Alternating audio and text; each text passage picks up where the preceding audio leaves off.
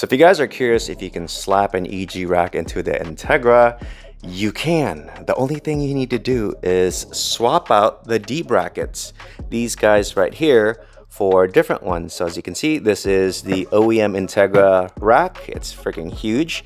And then this is the EG one. It's way slimmer. All right. I actually have the Unit 2 fabrication installed in there right now, but this is also a pretty cool piece by MDP. And you need to swap out the knuckle that goes under the steering column because one side is actually different size. See that side is right there? It's bigger than this one right here. So you need two of these little ones. I'm just gonna go to the junkyard and pull it out. And then this guy right here, this is the OEM steering rack, as you can see, 198,000 miles. It's got some play in there, and I just wanted to swap it out. So the one in my car right now, this is the Quaife unit with the, it's obviously a brand new EG rack with a Quaife internals. And you can't tell from this angle until you see it from the top. It's actually a lot slimmer. See that over there? I'm not sure if I could zoom in. See that? A little bit slimmer.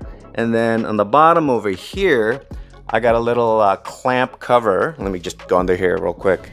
So down here, you can see the MDP billet steering rack collar, and it looks absolutely insane, dude. This thing's actually bracing the steering rack to the firewall because right when I tightened all the bolts over here, this thing got super tight. So I guess you're getting a little bit of extra rigidity. And then also down here, I just want to show you guys, this is the Hone Development steering rack collars that go onto the bushings right here that used to be rubber. So I pulled that out and now it's solid.